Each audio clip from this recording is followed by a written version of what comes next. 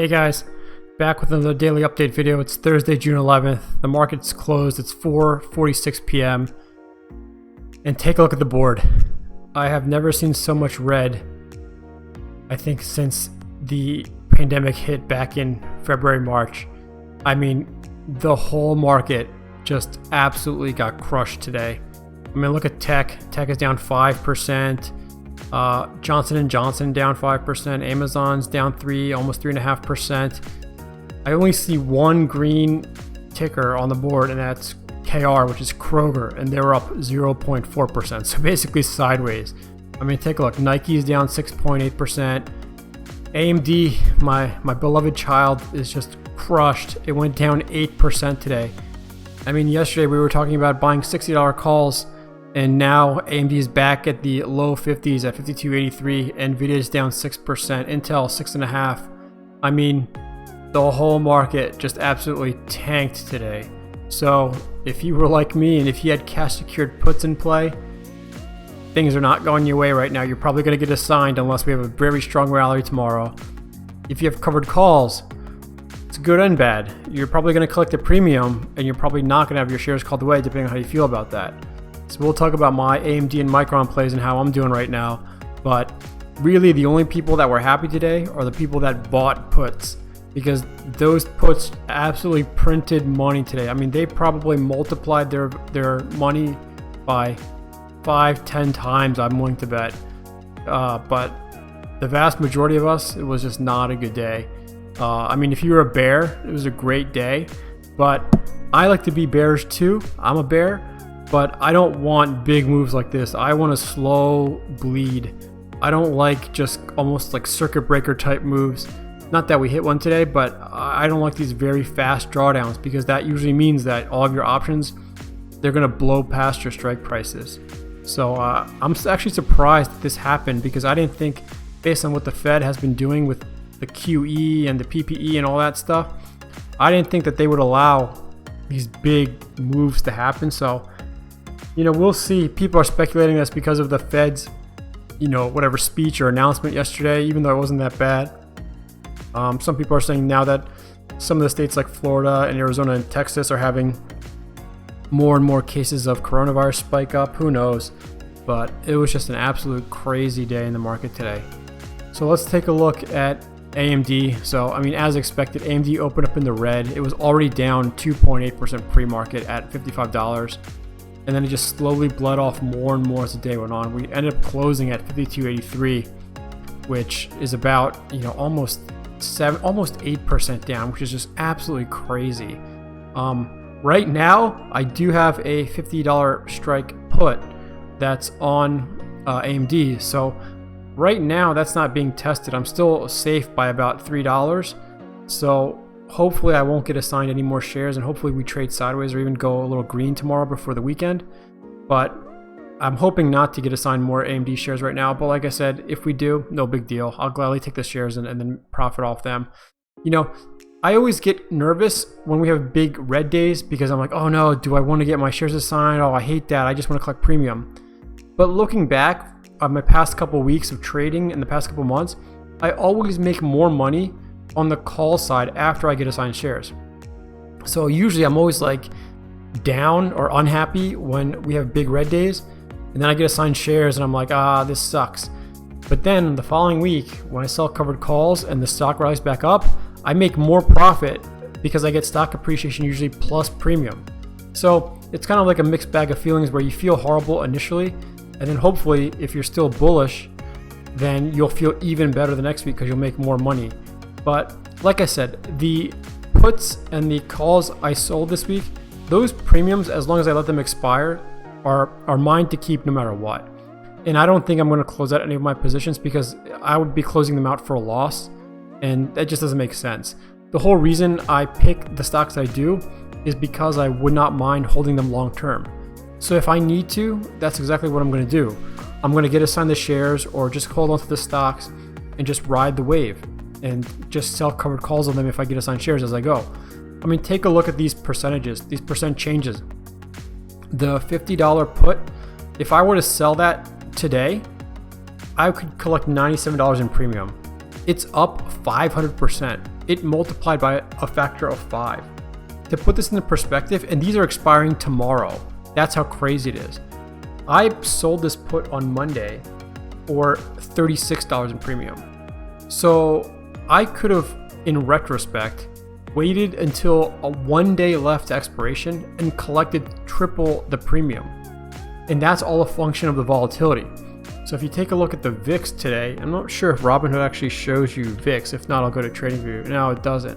Let's go to TradingView and I'll show you the VIX, which is the volatility index.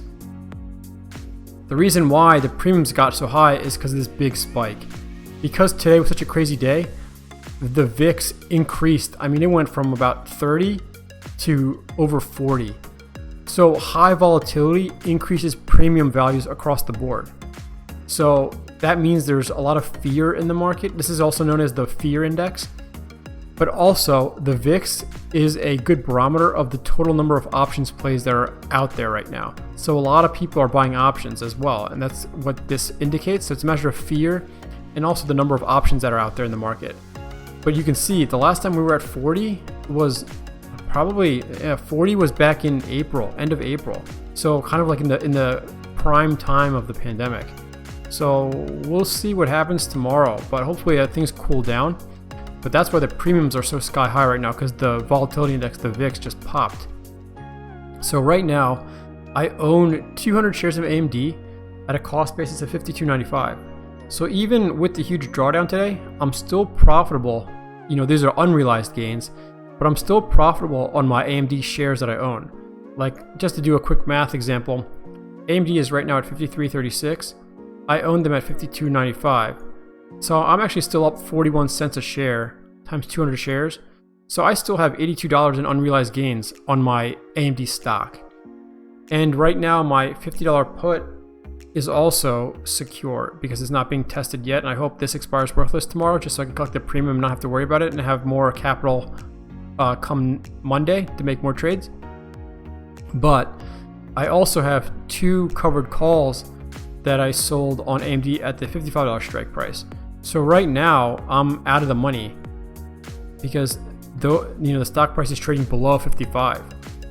So I'm okay with that. I mean, that means I'll just get to keep my 200 shares of AMD for next week and then sell more covered calls on them, or I can just sell them flat out again for a profit hopefully next week. But that's out of the money. I mean, again, to put into perspective, I sold those $55 covered calls for $55 in premium. And that was, again, I believe on Tuesday or Wednesday. That was definitely Tuesday. Yeah, Tuesday of this week. But if you look at the premium now, I could sell the same call, again, 1 day to expiration, expiring tomorrow, for almost double, actually over double that, for $112 a contract. So that's the power of volatility in the VIX.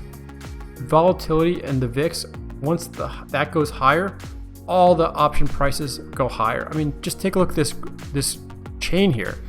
40, 50, 60, 80, over 100, almost 200, over 200. I mean, it's crazy. So that's the one benefit. The best, if I could go back and turn back time, I would be 100% cash and then just make all my plays today, like at the end of the day, and just collect crazy premiums. But, again, you have to be lucky to do that.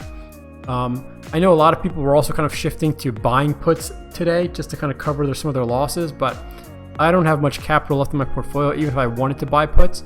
But like I said, I generally don't like buying options. I like selling them. And who knows what will happen tomorrow. Maybe we'll have another rally and we'll end up in the green. I mean, even if we trade sideways, I'll be happy with that. So I'm kind of like 50-50 on my AMD plays right now because I'm profitable on my put and on my shares. And I will collect my full premium because I'm not going to, close these positions out. I would have to buy these contracts back if I wanted to buy the 55 calls at $1.12. So I sold them for 55. So 112 minus 55, I would lose $57 per contract times 2 contracts. I would lose $114 trying to buy them back. I'd rather just let them expire worthless and then keep my 200 shares to sell more covered calls next week. So I'm just going to let my AMD plays ride out to expiration tomorrow, and whatever happens, happens, and I'm 100% cool with it. Let's take a look at the stock chart on AMD. So, I kind of predicted in my video yesterday that I thought AMD was going to slowly ride back down to the low 50s. I just didn't think it was going to happen this fast, right? So, I mentioned that AMD likes to trade between the low 50s, high 50s, and kind of just keeps going back and forth. Well, we reached high 50s, now it's back to low 50s. So, I don't know. Maybe if I free up some capital and AMD stays in the low 50s, maybe I'll try and buy some more shares of stock next week. The one good thing, the one kind of silver lining about this huge red day is that if you do have capital, if you do have money left in your portfolio, you could probably get in some great premium right now on some cash secured puts. You can lock them in and collect a lot of premium, and then or you can choose options that are low strike prices, which is exactly what I described as the ideal scenario in my video yesterday. The only kicker is we need to have green days going forward so the stock rallies back up. So we'll see. I mean, I like AMD in these low 50 positions because I think it provides a lot of opportunity. And I guess, AMD was supposed to, or Sony was supposed to kind of give their announcement of the PS5 today and, talk about how they're going to use AMD processors, but I guess it doesn't really matter because the whole market was down, so no amount of good news was going to make AMD stock pop. If you look at the RSI curve, we can see we're clearly in the oversold category. We're below the 30% level. So I'm sure that's what every stock is looking at right now. So let's take a look at my Micron play. So I sold a $49.50 strike put on Micron. And Micron, the chart looks nearly identical to AMD. Opened up in the red, down 3.75%, then just slowly bled off all day long. Ended up closing the day down almost 7.5% at 48.58. So my Micron put is not looking so good because I'm in the money right now. So my strike price was $49.50, and the stock is trading $1 less. So I think I still have hope because I think if we can rally tomorrow, $1, a dollar move up or down is definitely within the wheelhouse of Micron. Micron is pretty volatile. So I think we have a chance, if the market is green tomorrow, I think we have a chance of this put expiring worthless. Otherwise, I'm going to get assigned 100 shares of Micron at $49.50 on Friday, end of day, which again is fine by me because then I'll just end up selling covered calls for the following week on Micron. And let's just say, right now since the premiums are high, if I, obviously we have a week plus a day until the following Friday's expiration, but right now the $49.50 covered calls are going for $200 each. So that's really good premium, especially for just one option play. If you look at my previous videos, I was making $100 to $200 a week total on all of my options plays. So again, this is just the power of the VIX and the power of volatility. That's the one good thing about when you have a lot of fear in the market is that premiums go up. So if you're a seller, that's what you want because you're going to collect more premium. If it's a buyer, it's not what you want because you have to pay more premium. So again, just another great reason why it's better to be an option seller than an option buyer. But yeah, so my Micron is in the money. Let's take a look at the graph.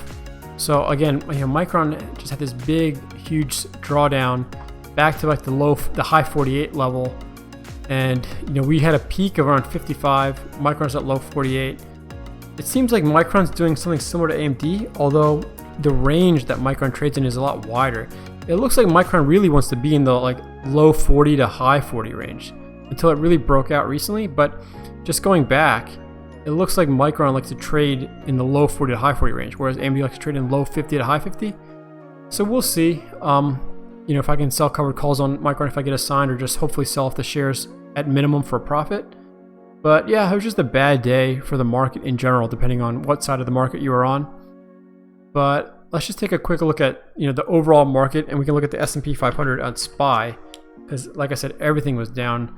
Yeah, so SPY went from 320s to it actually broke below 300, or I think just touching 300 right now, which is crazy. There was a lot of panic if you watch the news today about, the market's crashing. But if you think about it, the last time SPY was at 300 was May 29th. And today is June 11th. So May 29th was literally 2 weeks ago. May 29th was 2 Fridays ago. So it's not really crashing, right? Not yet, at least. I mean, we just retraced back to 2 weeks ago. So it's not like we went all the way back down to, April levels. So we'll see what happens. Hopefully this was just kind of like a temporary dip down, and we'll rally back up again. I mean, if you take a look here, SPY went from 290 all the way down to 276.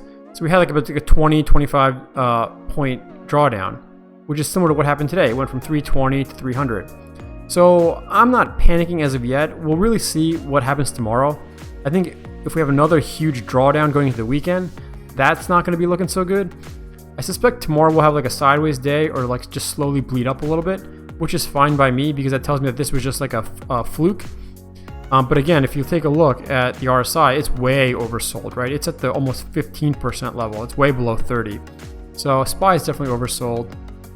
I mean, if we take a look at the Qs, the QQQ, the NASDAQ 100, these are all the tech stocks, right? So even these kind of bit the bullet. It went from 248 to roughly 233. Again, the last time it was 233 was June 5th. So literally a week ago. So, it's not time for panic as of yet. It literally just retraced 5 days worth of stock trading. So not the end of the day, or not the end of the world, I should say. Hopefully we'll continue. I mean, just take a look at this slow and steady bleed up for the Qs. So hopefully we'll just have a little dip down. Stocks were on sale if you want to think about it that way. And then hopefully we'll just keep going back up again tomorrow. So that's my thoughts. If we just want to take a quick look at what the popular options plays were, I'm actually surprised by this, that people are buying calls. I'm assuming they were doing that. I'm assuming the calls were the most popular because I think they were trying to play the rally back. I would have thought that puts would have been most popular just because everyone, everything was just was bleeding off. But yeah, it looks like I think people are still expecting that we're in a bull market. So because calls were cheap right now since the overall market was going down, probably why there was a lot of call volume. Looks like Apple, Macy's, Apple, Micron. Oh, that's interesting. The Micron $60 strike call was 4th most popular. So that's good news for me because that tells me that hopefully a lot of people are bullish on Micron. So that's good for me because I really do need Micron to rally, either if I get assigned shares so I can sell for profit, or rally so I don't get assigned shares. But let's see, I don't see, AMD is all the way down here today, the $60 call. So this was one of the top plays yesterday. Still near the top, but not all the way at the top like it was yesterday. Still decent volume. I mean, 28,500 for volume, 56,700 for open interest. So, I mean, we'll have to see what this week. There's 2 more AMD plays. So AMD is still a popular stock. Here's another one here eating today because Disney was trading in the low 120s. Actually ended up closing at 112. Disney hasn't been 112 since April 30th. I mean, we did blow by 112 during this gap of May 15th, but Disney, didn't really touch 112 since, like I said, April 30th. But if we go back, the last time Disney was 112 was almost during the big drawdown during the pandemic. So if you were interested in Disney, it might be a good time to get in now.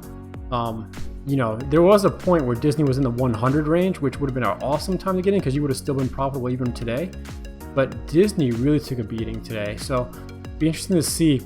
And again, if you believe in that theory that all gaps get filled, so we gapped up between 108 to roughly 119. So we're already filling half that gap. So as much as I hate to say it, I think we might gap down even more on Disney back down to the high 100s, maybe 108. And I think that's what this is doing, is filling this gap when we gapped up. So interesting to see. If you have puts on Disney, you might be getting assigned shares. And if you have covered calls, well, you're probably going to collect the premium free and clear. But be careful if you have Disney plays in, because who knows what's going to happen. We had such a big swing up on Disney here. We had such a very big swing down on Disney. Disney doesn't usually move that much. So this was very interesting that Disney just kind of had a huge drawdown, especially because now people are talking about opening up the Disney parks again. I think there's plans in place. Again, sports are coming back. So I don't know if you know, but Disney owns ESPN. So now that sports are coming back, ESPN is going to be back on the air with live sports. And I mentioned before that Disney just signed an agreement with the NBA to play some games down at one of their arenas. So it's really interesting to see that Disney was such beaten down, even though out of all the stocks in the market, Disney had a lot of good news come out recently. So just food for thought. And if you just want to take a quick look at Disney or Chewy didn't really do much today. Didn't have that big of a move. Chewy was only down 0.9%. If you look at my other stocks, I'm watching this: AMD 8%, Micron 6%, Disney 7.8%, IWM 7.5%. Chewy traded sideways at 0.9%. So that's pretty interesting. But let's just take a quick look at IWM as well. So IWM had a big drawdown back to like 135. So again, you know, blew past this Fibonacci level, and now it's in this teal covered level. So tomorrow's going to be a very interesting day. We'll have to see what happens. So yeah, let me know how, you know, the market treated you today and how you're faring and what your strategies are to kind of compensate. If you have any questions or comments, as always, leave them below. And as always, happy trading and best of luck.